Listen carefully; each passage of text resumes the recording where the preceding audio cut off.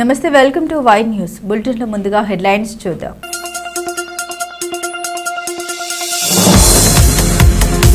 సింహాద్రి అప్పన్నను దర్శించుకున్న దేవాదాయ శాఖ మంత్రి. పంచగ్రామాల సమస్యలు తీరుస్తామన్న ఆనం రామనారాయణ రెడ్డి.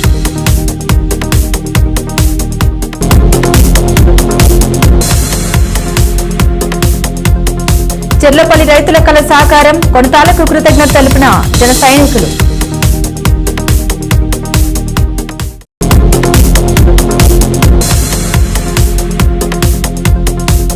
బాటు ట్రైలర్ విడుదల, ఎన్టీఆర్ అభిమానుల సందడే సందడి.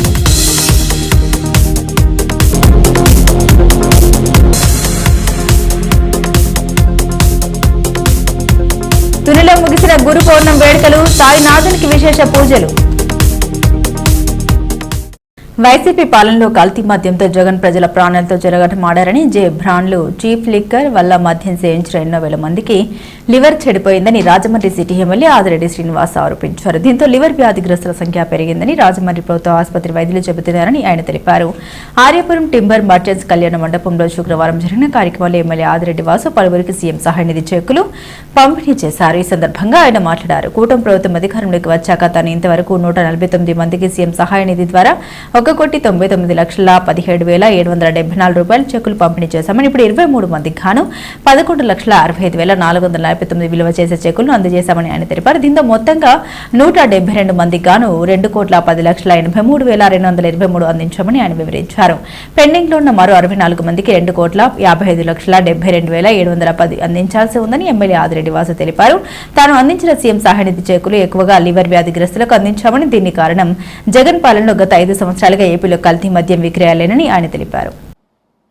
అన్యాయంగా సంపాదించిన డబ్బు లెక్క బయటకు వస్తూ ఉంది.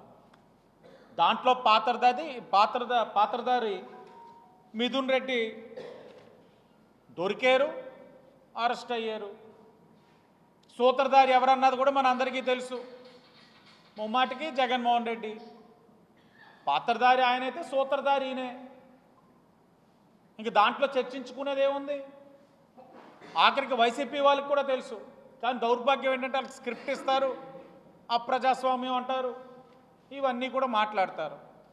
ఎందుకు అలా మాట్లాడుతున్న వైసీపీ వాళ్ళని అడుగుతున్నాం. గత 4 సంవత్సరాలుగా లివర్ వ్యాధితో బాధపడిన వారి సంఖ్య ఎంత? మందుకు బానిసలవుతున్న వారి సంఖ్య ఎంత? క్యాష్ ట్రాన్సాక్షన్ ఎందుకు చేశారు? సమాధానం చెప్పగలరా ఈ వైసీపీ వాళ్ళు? సమాధానం ఉండదు. సమాధానం ఉంటే వాళ్ళు వైసీపీ వాళ్ళు ఎందుకు అవుతారు? నేను ఒకటే చెప్తా ఉన్నా, జైల్లో నేను వెళ్ళున్నా, అన్యాయంగా అరెస్ట్ చేస్తున్నారు, నా తండ్రిని అన్యాయంగా అరెస్ట్ చేశారు, జైలుకి వెళ్ళాం. చట్టబద్ధంగా మనకి రావాల్సినవి మనకు వస్తాయి. అంతేగాని మనం ఏదో ఉత్తముల్లాగా ఏదో మీడియా దగ్గరికి వచ్చి పదే అంటా ఉన్నారు. మిథున్ రెడ్డి 3 సార్లు ఎంపీ అని అంటున్న వాళ్ళని ఒకటే అడుగుతా ఉన్నాను. 3 సార్లు ముఖ్యమంత్రి చేసిన చంద్రబాబు నాయుడు గారిని అన్యాయంగా అరెస్ట్ చేసిన విధానం మీకు గుర్తు రావట్లేదా? దేశంలోనే గొప్ప చరిత్ర కలిగిన రాజకీయ నాయకుడిగా ఉన్న చంద్రబాబు నాయుడు గారిని ఏ విధంగా మీరు అవమానపరిచారు అన్నది వైసీపీ వాళ్ళు మర్చిపోతున్నారా? చంద్రబాబు నాయుడు గారు జైల్లో ఎంటర్ అవుతున్నప్పుడు జైలు లోపల ఫోటో తీసే హక్కు లేకపోయినా ఆయన ఫోటో తీసి సోషల్ మీడియాలో హల్చల్ చేసి సునకానందం పొందిన ఆనాడు వైసీపీ నాయకులు మీకు గుర్తు రావట్లేదా? చంద్రబాబు నాయుడు గారు జైల్లోకి లోపలికి అడుగులు పెడుతున్నప్పుడు ఫోటో తీశారన్న విషయం. లోపలికి ఎంటర్ అవుతున్నప్పుడు ఫోటో తీయచ్చా, తీయకూడదు, ఎలా బయటకు వచ్చింది? సమాధానం చెప్పగలరా ఈ వైసీపీ వాళ్ళు? ఇప్పుడేదో కబుర్లు చెప్తా ఉన్నారు. 70 సంవత్సరాలు పైపడిన పెద్ద ఆయన, సుదీర్ఘ రాజకీయ అనుభవం కలిగిన వ్యక్తి, 3 సంవత్సరాలు ముఖ్యమంత్రి చేసిన వ్యక్తి దోమలు కొడుతున్నాయి, నాకు దోమతెర ఇవ్వండి అని అడిగితే ఇదే వైసీపీలో ఉన్న ఒక మాజీ మంత్రి మాట్లాడిన మాటలు మర్చిపోతున్నారా వైసీపీ వాళ్ళు? జైల్లో దోమలు కాకపోతే రంభా ఓరసులు కొడతారా అని చెప్పి అడిగాడు. ఇన్ని మాట్లాడి ఈరోజు వచ్చి నీతి కబుర్లు చెప్తారా జైలు దగ్గర? అలా జరిగింది ఎలా జరిగిందని నన్ను అడిగితే ఆయన పిక్నిక్ వెళ్ళినట్లే ఉంది. ఆయన మిథున్ రెడ్డి ఆయనకి ఇచ్చిన వసతులన్నీ చూస్తే ఆయన పిక్నిక్ వెళ్ళినట్లే ఉంది. ఇది కూటమి ప్రభుత్వం కాబట్టి కక్షలు ఉండవు. సింహాచలం పంచగ్రామాల సమస్యను త్వరలోనే పరిష్కరిస్తామని దేవాదాయ శాఖ మంత్రి ఆనం రామనారాయణ రెడ్డి తెలిపారు. సింహాచలం శ్రీ వరాహలక్ష్మీ నరసింహస్వామి వారిని దేవాదాయ శాఖ మంత్రి ఆనం రామనారాయణ రెడ్డి దర్శించుకున్నారు. ఆలయ మర్యాదలతో కార్యనిర్వహణాధికారి త్రినాథరావు ఆలయ అధికారులు మంత్రికి ఘనంగా స్వాగతం పలికారు. స్వామివారి దర్శనం అనంతరం వేద పండితుల చేత ఆశీర్వచనం తీసుకున్నారు. అనంతరం ఆలయంలో జరుగుతున్న అభివృద్ధి పనులపై సమగ్ర సమాచారం తెలుసుకున్నారు. ఈ సందర్భంగా మంత్రి మాట్లాడారు. ఆలయ అభివృద్ధికి కూటమి ప్రభుత్వం అన్ని రకాలుగా సహకారం అందిస్తుందని హామీ ఇచ్చారు. అన్నదానం, నాణ్యత, భక్తుల దర్శనార్థం ఏర్పాటు చేసిన క్యూ లైన్లపై ఎప్పటికప్పుడు పర్యవేక్షణ ఉండాలని అధికారులకు సూచించారు. ప్రత్యేక పూజలు, సేవల సమయంలో సామాన్య భక్తులకు ఎలాంటి అసౌకర్యం కలగకూడదని భక్తులకు సాఫీగా దర్శనం అయ్యేలా చొరవ తీసుకోవాలని ఆదేశాలు జారీ చేశారు. అలాగే పంచగ్రామాల సమస్యలు త్వరలో తీరుస్తామని, దీనిపై ప్రభుత్వం మంచి శుభవార్త పలుకుతుందని తెలిపారు. మంత్రి వెంట స్థానిక కార్పొరేటర్ పివి ఉన్నారు. ఇవాళ రాష్ట్రంలో దేవాదాయ శాఖ మరి ఉన్నత ప్రమాణాలను నెలకొల్పడానికి గౌరవనీయులైనటువంటి మా ముఖ్యమంత్రి గారు శ్రీ చంద్రబాబు నాయుడు గారి అనేక సూచనలు, ఆదేశాల ప్రకారం ప్రతి ఒక్కరం మేము పనిచేస్తున్నాం. ఆలయాలకి పాలక వర్గాలను నియమించడం ప్రారంభమైంది. దీంట్లో 3 రకాలు ఉన్నాయి. కొన్ని 25 లక్షల కన్నా తక్కువ ఆదాయం ఉన్నది, కొన్ని ₹1 కోటి కన్నా తక్కువ ఆదాయం ఉన్నది, కొన్ని 5 కోట్లు, ఆ తర్వాత ఇంకా ఎక్కువ ఆదాయాలు ఉన్నటువంటి ఆదాయాలు మన రాష్ట్రంలో ఉన్నాయి. వీటన్నిటికి కూడా కమిషనర్ ఎండోమెంట్స్ వారు కొన్ని నియామకం చేస్తే, ధార్మిక పరిషత్ కొన్ని నియామకం చేస్తుంది. అలాగే రాష్ట్ర ప్రభుత్వం నేరుగా కొన్ని నియామకం చేస్తుంది. ఈ నియామకాల ప్రక్రియ మొదలైంది. ఇవాళ ముందు దేవాదాయ శాఖ కమిషనర్ గారు వారిచ్చే ఆదేశాలు ఏ ఆలయాలకు ఉన్నాయో వాటికి నోటిఫై చేశాం. తొందరలోనే పాలక వర్గాలను నియమించడం జరుగుతుంది. మిగిలినటువంటి పెద్ద ఆలయాలని ధార్మిక పరిషత్ కానీ, రాష్ట్ర ప్రభుత్వం కానీ, గౌరవ ముఖ్యమంత్రి గారి ఆదేశాలతో నియమింపబడేటువంటి ఆలయాలను కూడా వెంటనే చేయాలనేటువంటిది ఉంది. కానీ కొన్ని పాలక వర్గాల్లో ఇంకా పాత పాలక వర్గాలు ఉన్నాయి. వాళ్ళని నెట్ట నిలువున తొలగించేసి వేరే పాలక వర్గాలను తీసుకురావాలనేది మా అభిమతం కాదు. వాళ్ళ సమయం బహుశా ఈ సంవత్సరం చివరి లోపల చాలా ఆలయాలకి వాళ్ళ సమయం పూర్తవుతుంది. వాళ్ళ సమయం పూర్తి అయిన తర్వాత మేము కూడా కొత్త పాలక వర్గాన్ని వేయడానికి ఇవాళ రాష్ట్ర ప్రభుత్వం సిద్ధంగా. అలాగే ధూపదీప నైవేద్యాలు ఇప్పటికే దాదాపు 5,600 ఆలయాలకి ₹10,000 పెంచి ధూపదీప నైవేద్యాలు ఇస్తారు. అలాగే పునర్నిర్మాణ కార్యక్రమాల్లో ఇప్పటికే దాదాపుగా ₹500 కోట్ల విలువైన పనులు మొదలుపెట్టాం, కొన్ని మంజూరు చేశాం. ఇవన్నీ కూడా పనులు మొదలవుతూ ఉన్నాయి. దానికి ఒక్కొక్క ఆలయ వాటి పరిమాణాన్ని బట్టి 18 నెలల 20. నమస్తే, వెల్కమ్ టు వై న్యూస్. ఇది 18 ఏళ్లుగా నలుగుతున్న సమస్య. ఇది అతిగతి లేకపోవడంతో అనకాపల్లి మండలం చెర్లోపల్లి లేఅవుట్ కష్టాల కడగండ్లతో ఎదురెదుతున్నారు. రైతు సమస్యపై ఫోకస్ పెట్టిన ఎమ్మెల్యే అనకాపల్లి కొనతాల రామకృష్ణ ఆ దిశగా ప్రభుత్వాన్ని ఒప్పించారు. చెర్లోపల్లి లేఅవుట్ ను VMRDA లేఅవుట్ కు తిరిగి ఆమోదించడంపై జనసేన హర్షం వ్యక్తం చేసింది. జనసేన నాయకులు దూరం గోపి, పీల నాగశ్రీని, జోగి నాయుడు, ఆళ్ల రామచంద్రరావు మీడియాతో మాట్లాడారు. రైతు సమస్య పరిష్కరించిన కొనతాలకు కృతజ్ఞతల్ని తెలిపారు. పాత్రికేయ మిత్రులందరికీ కూడా నమస్కారం.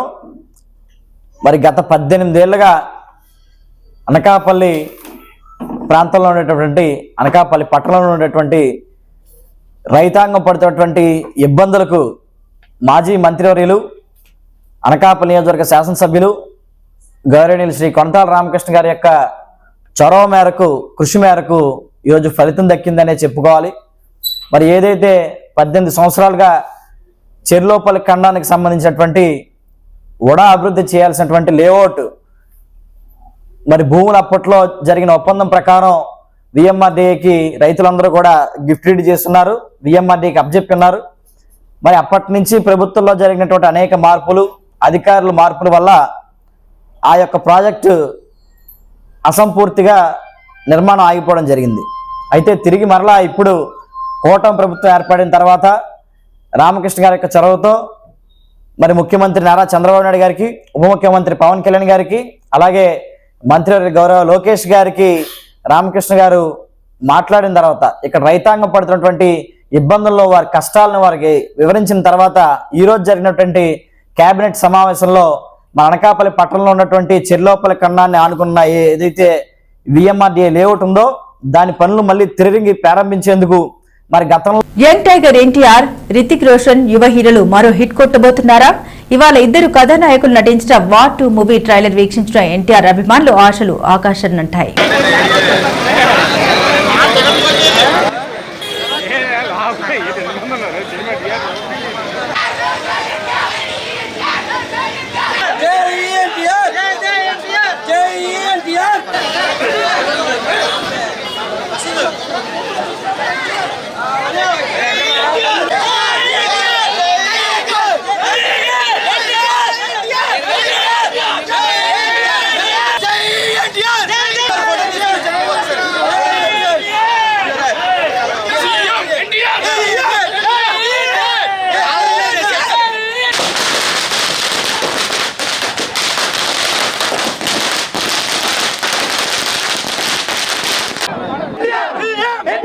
స్వర్గీయ శ్రీ నందమూరి తారక రామారావు గారి మనవడుగా తెలుగు చిత్రసీమలో అడుగుపెడుతూ బాలరాముడుగా తొలి తెలుగు చిత్రంతో తన సినీ రంగాన్ని ప్రారంభించిన శ్రీ నందమూరి తారక రామారావు గారు అంచెలంచెలుగా ఎదుగుతూ ఎన్నో రికార్డులు సృష్టిస్తూ తాతకు తగ్గ మనవడుగా నటనలోనే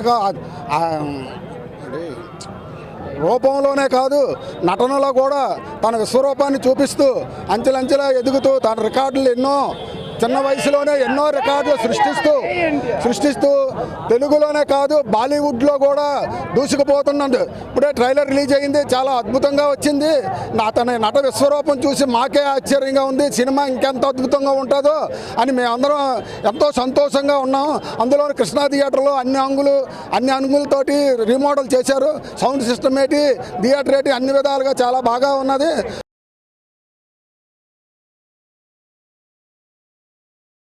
కోనసీమ తిరుమల వాడపల్లి వెంకటేశ్వర స్వామి దేవస్థానం హుండీ లెక్కింపు జరిగింది. 28 రోజులకు గాను 1,52,91,000 రూపాయల ఆదాయం వచ్చినట్లు డిప్యూటీ కమిషనర్ కార్యనిర్వహణ అధికారి నల్లంసూరి చక్రధర్రావు వెల్లడించారు. గురువారం శ్రీ వెంకటేశ్వర స్వామివారి శ్రీ అన్నపూర్ణ సమేత విశ్వేశ్వర స్వామివారి ఆలయ ప్రాంగణంలోని ఆలయం బయట ఉన్న హుండీలతో పాటుగా అన్నప్రసాదం హుండీలను సైతం తెరిచి లెక్కించారు. కానుకల లెక్కింపును ఆలయ డిప్యూటీ కమిషనర్ నల్లంసూరి చక్రధర్రావు దగ్గరుండి పరిశీలించారు.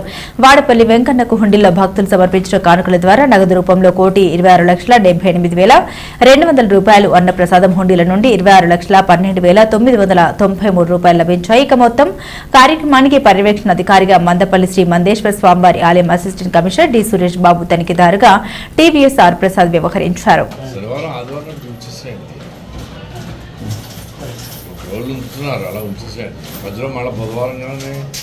బుధవారం కూడా చెప్తాను. మా చెప్తే లక్షవారం శుక్రవారం ఉంటుంది.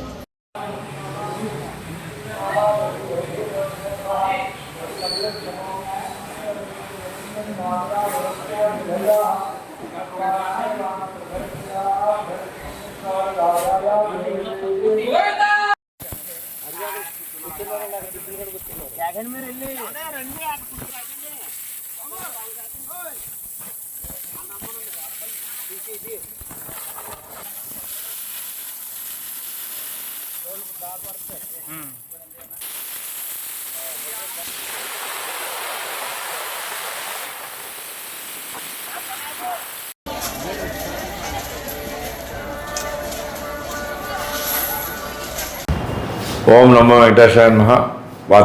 ఆత్రేయపురం మండలం వాడపల్లి గ్రామంలో చేస్తున్న శ్రీ వెంకటేశ్వర స్వామి దేవస్థానంలో ఈ రోజున 28 రోజులకు గాను హుండీలు తెరవగా 1,52,91,193 రూపాయలు ఆదాయంగా రావడం జరిగింది. అలాగే 47 గ్రాముల బంగారం, 1 కేజీ 600 గ్రాముల వెండి మరియు 24 విదేశీ కరెన్సీ నోట్లు వచ్చినాయి. ఈ యొక్క కార్యక్రమంలో మందపల్లి ఏసీ సురేష్ బాబు, అలాగే టీవీఎస్ఆర్ ప్రసాద్ గారు, తనిఖీదారు రాజమండ్రి, మరి గ్రామస్తులు, భక్తులు, మరి చైతన్య గోదావరి గ్రామీణ బ్యాంకు ప్రజాప్రతినిధులు, పత్రికా ప్రతినిధులు, పోలీసులు, శ్రీవారి సేవకులతోటి ఈ యొక్క కార్యక్రమాన్ని పూర్తి చేయడం జరిగింది. ఇది ఒక రికార్డ్ అని మీ ద్వారా భక్తులందరికీ కూడా నేను తెలియజేసుకుంటున్నాను. ఓం నమో వెంకటేశాయ నమః.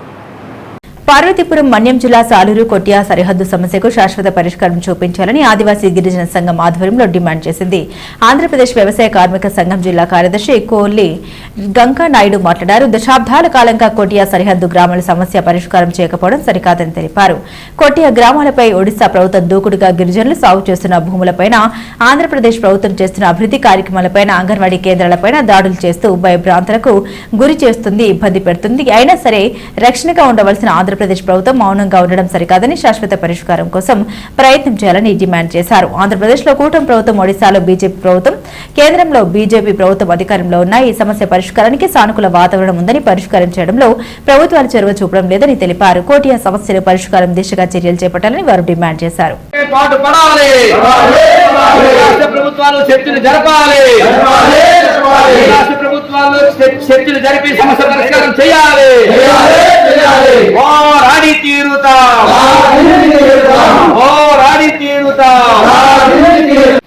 మంత్రి గారికి రాయబారం ఇవ్వడానికి మనం రావడం జరిగింది.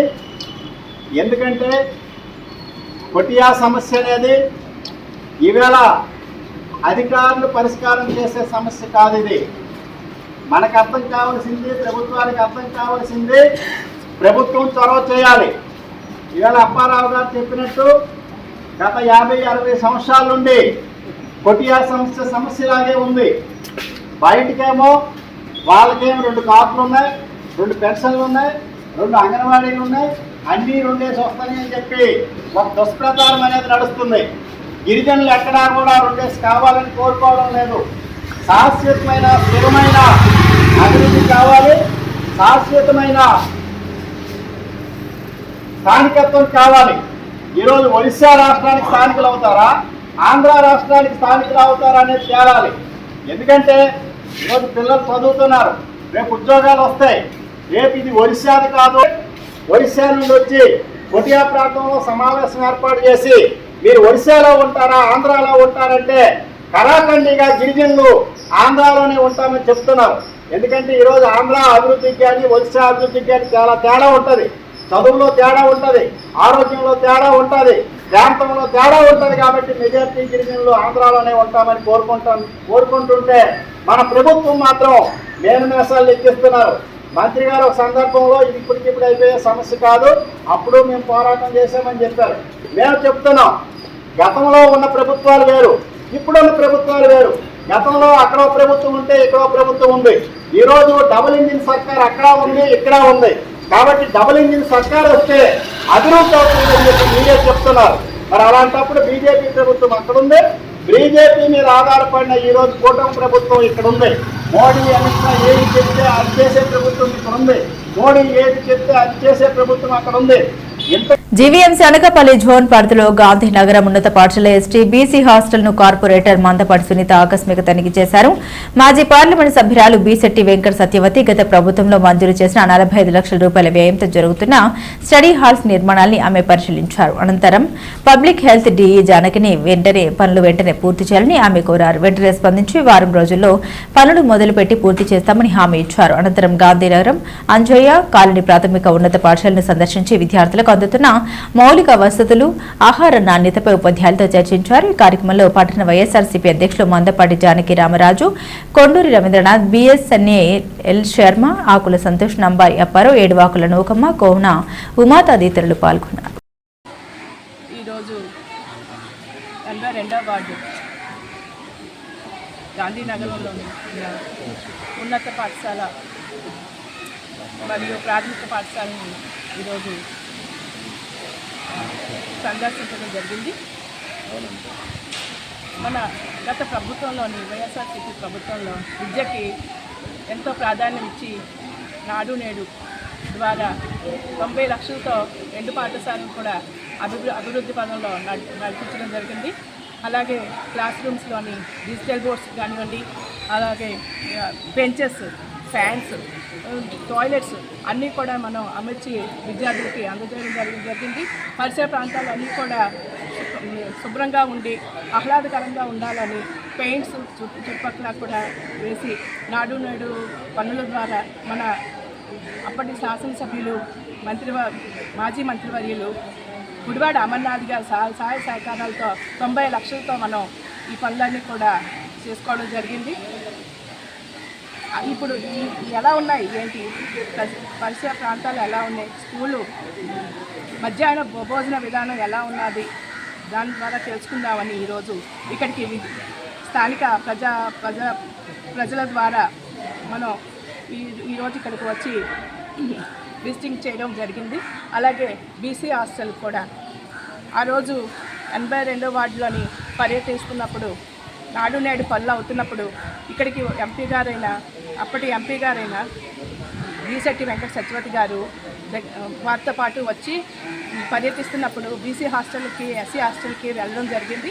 అక్కడ పరిస్థితి బాగోకపోవడం వల్ల అక్కడ వాళ్ళు కంప్లైంట్ ఇచ్చారు, ఏం బాగాలేదు, బిల్డింగ్స్ అవి కూడా శిథిలావస్థలో ఉన్నాయి, మాకు ఏమైనా సౌకర్యం కలిగించమని ఆ రోజు వాళ్ళు తెలియపరచగా ఆ రోజు వెంటనే మన ఎంపీ మేడం గారు ఎంపీ నిధులతోని ఎస్సీ హాస్టల్కి 20 lakhs, బీసీ హాస్టల్కి 20 lakhs, అలాగే ఎస్సీ హాస్టల్కి 5 lakhs అదనంగా రిపేర్లకి.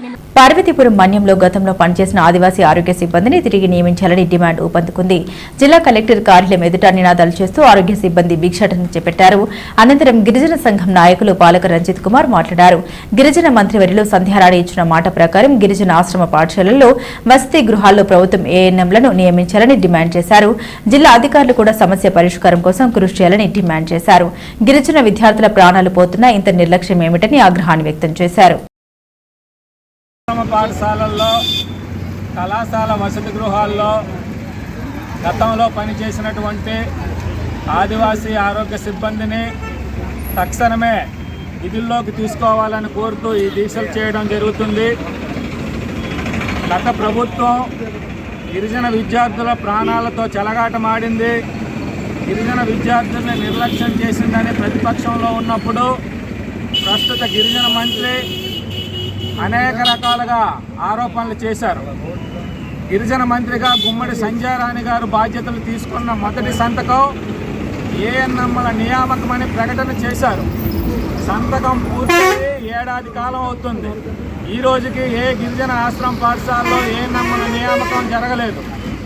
గత ఏడాది పార్వతీపురం మన్యం సహా పాడేరు, సీతంపేట ఐటీడీఏల్లో వందలాది మంది గిరిజన విద్యార్థులు చనిపోయారు. ఈ విద్యా సంవత్సరం ఇప్పటికే పార్వతీపురం ఐటీడీఏ పరిధిలో 2 గిరిజన విద్యార్థులు చనిపోయారు. అయినా సరే కూటమి ప్రభుత్వం గిరిజన మంత్రి ఇచ్చిన మాట కానీ పెట్టిన సంతకానికి కానీ విలువ లేకుండా ఈ పాలన కొనసాగుతుంది. ఈ నేపథ్యంలో ఆశ్రమ పాఠశాలల్లో, గిరిజన వసతి గృహాల్లో గిరిజన విద్యార్థుల ప్రాణాలు కాపాడాలని, తక్షణమే గతంలో పనిచేసిన ఆదివాసీ ఆరోగ్య సిబ్బందిని విధుల్లోకి తీసుకోవాలని రాష్ట్ర ప్రభుత్వానికి, గిరిజన మంత్రికి డిమాండ్ చేస్తున్నాం. మీరు మాట నిలబెట్టుకొని గిరిజన విద్యార్థుల ప్రాణాలు కాపాడే విధంగా చర్యలు తీసుకునే వరకు ఈ దీక్షలు కొనసాగుతుందని ఈ సందర్భంగా స్పష్టం చేస్తున్నాను. ఎన్నో సంక్షేమ పథకాలు చేస్తున్న ప్రభుత్వం అలాగే ఐటీడీఏ నిధుల్ని అడ్డగోలు పనులకి, అధికారుల బిల్డింగులకి, జిల్లా ఆఫీసులకి అడ్డగోలుగా ఖర్చు పెడుతున్నారు. అదే డబ్బులు గిరిజన సంక్షేమ ఆశ్రమ పాఠశాలలో జీతాలు ఏఎన్ఎంలకు ఇచ్చి విద్యార్థులకు సేవలు చేయడానికి ఖర్చు పెట్టొచ్చు. ఆ దిశగా గిరిజన మంత్రి కానీ, పార్వతీపురం మన్యం జిల్లా అధికారులు కానీ ఆలోచన చేయట్లేదు. గిరిజనుల డబ్బులు వేరే పనులకు ఖర్చు పెట్టడం కన్నా గిరిజన విద్యార్థుల ఆరోగ్యాన్ని, ప్రాణాలని కాపాడడానికి ఖర్చు పెట్టాలని డిమాండ్ చేస్తున్నాం. లేదంటే ఈ పోరాటాన్ని కలిసి వచ్చే విద్యార్థి సంఘాలు, గిరిజన సంఘాలు, ప్రజా సంఘాలతో పెద్ద ఎత్తున ముందుకు తీసుకెళ్తామని ఈ సందర్భంగా జిల్లా అధికార యంత్రాంగానికి, రాష్ట్ర ప్రభుత్వానికి, కూటమి పాలకులకు హెచ్చరిక చేస్తున్నాం.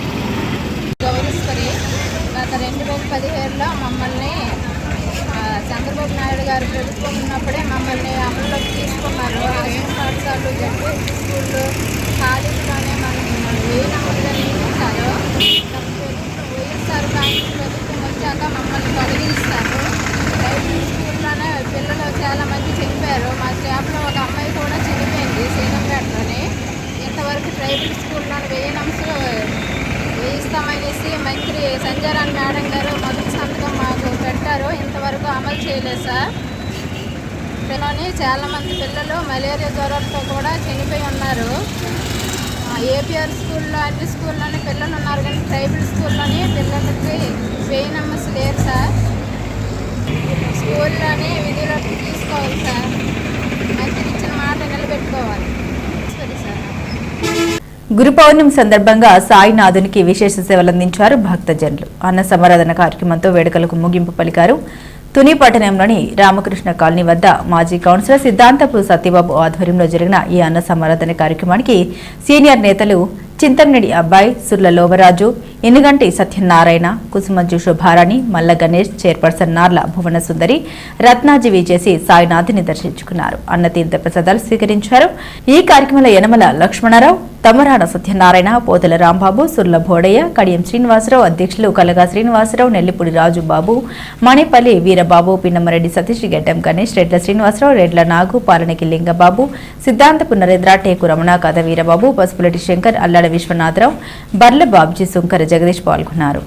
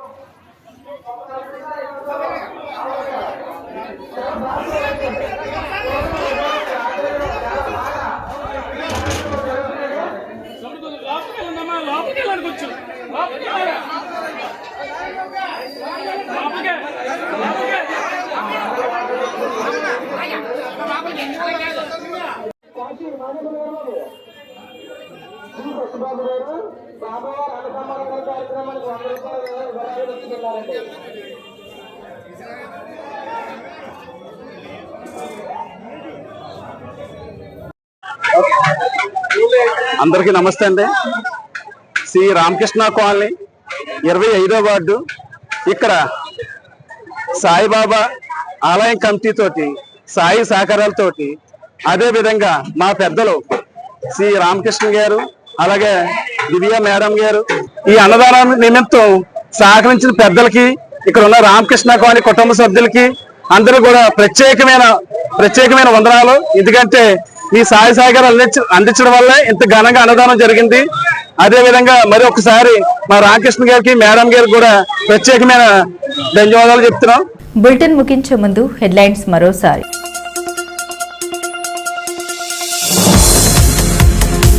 సింహాద్రి అప్పన్నను దర్శించుకున్న దేవాదాయ శాఖ మంత్రి. పంచగ్రామాల సమస్యలు తీరుస్తామన్న ఆనం రామనారాయణ రెడ్డి.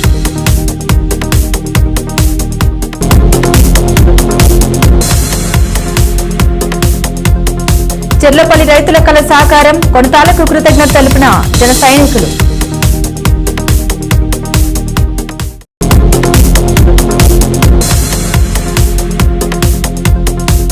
ఘాటు ట్రైలర్ విడుదల, ఎన్టీఆర్ అభిమానుల సందడి.